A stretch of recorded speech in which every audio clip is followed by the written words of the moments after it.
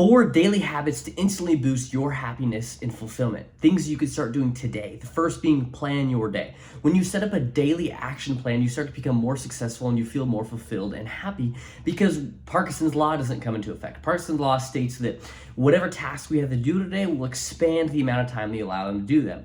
I'm sure you remember your college papers in the past when you would do them at 11 p.m. at night and you didn't do anything all day because Parkinson's law took into effect. Humans like the path of least resistance. The path of least resistance is putting off things until we have to do them and it's crunch time. So if you could set up 3 to 4 priorities in your day and execute upon them, it can be really helpful. One of my favorite tools that I do for getting things done is a sticky note. With a sticky note, I just have about 3 to 4 things or 3 to 4 priorities I have on them that are aligned with my goals that are in my season of doing, of working. So for you, if your season is getting fit, that could be a part of your sticky note. If your season is starting a business, that's your sticky note. If your season is relationships, it could be priorities within your relationships. A daily action plan will contribute to your happiness and fulfillment. With your daily action plan, you want to review and reflect. I like to use my journal, which states, what did I do right? What did I do wrong? And what would my 80-year-old self tell me? Those 3 questions tend to yield me the best results of what can I improve on, what can I build momentum on, and what advice would my future self gives me, which they know everything about me, they know what I want, and they have my best intention at heart. So I like that for my journal to be able to review and reflect. And then also you can look at common factors that are in your best days. So common factors that are in my best days are a really good lift, a day full of productive work where I feel like I made a difference, and then finally finishing the night with spending some time with some meaningful friends or meaningful people in my life. So if you could find the common factors in your days and just start building days like that, you'll start to feel more happy and more fulfilled. One final thing in planning your day is a morning routine. Some people really like morning routines. I used to do affirmations. I had 3 to 5 affirmations that were action-based about me and who I am as a person. So affirmations can be really helpful to start your day if you like them. You want to make them specific and actionable so you know if you did them or not, and then you can fulfill on your affirmation that you told yourself.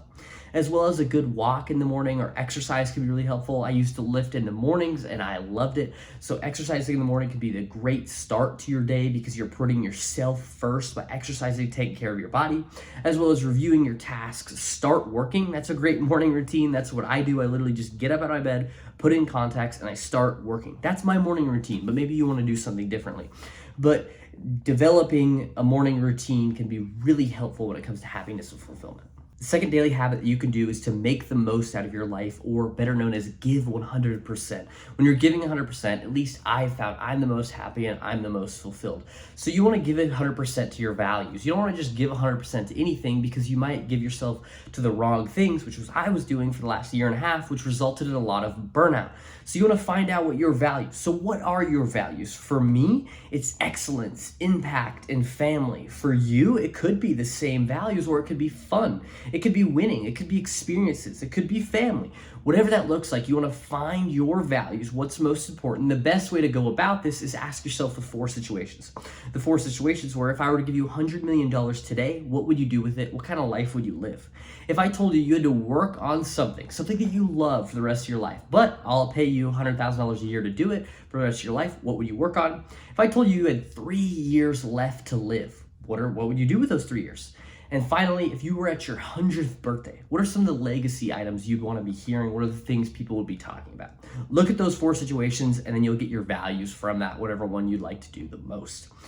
Also, within making the most out of your life, it's personal growth. I think everybody can benefit from personal growth in the areas professional, relationships, resources, and health. If you want a better breakdown of that, take the balance wheel in the description below. But I found when I look at those 4 areas and in my seasons that I'm in, I look at where am I wanting to be growing? And I think anybody, even if family is your priority, where can you be growing? Even if fun or experiences is your values, where can you be growing in those things? When I'm growing, I'm enjoying the life the most. And so I think and I believe everybody can benefit from that, from focusing on the personal growth. I was working with a client of mine years ago. It was actually my first client. And he had done great. He was making $50K a month, but he realized he was unfulfilled. And with that unfulfillment, he wanted to be a better father. And it was one of his things. And so what we did is we focused on actually looking at being a better father in terms of skills. What are the skill set? How can you just treat it like a skill? And I think if you could treat everything like a skill and treat it as actionable and you can get better at it, you will start to systematize that success and start to focus on how can I get 1% better every day, making you more happy and more fulfilled. The third thing you could do is physical activity, and do this daily. Exercise is a great benefit to your mental health because it releases endorphins and also boosts mood.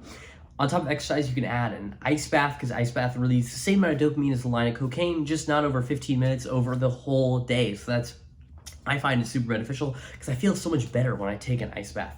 So exercise is a function of personal growth. You're taking time to make your body better and make yourself feel better here.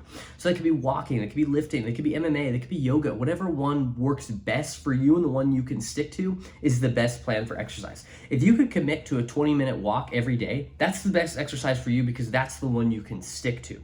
And I like to use exercise as a reset. Whether that walk is in the middle of the day for you, for me, I'm about to go to the gym right now. So I just finished my work day, I'm making some YouTube videos, and I'm about to hit the gym because it's gonna reset my mind to get into relaxation mode so I am ready for tomorrow. So you can use it before the workday to get in that mode. You can use it after the workday to reset. You can use it on your lunch break to reset and get a little break. But I love using exercise as a reset. I find it really helpful when it comes to accomplishing my goals and feeling happy and feeling fulfilled. Fourth and the final daily habit you can do to increase your happiness and your fulfillment is say no. What I mean by saying no is to protect your time and energy so you can focus on the things that matter most.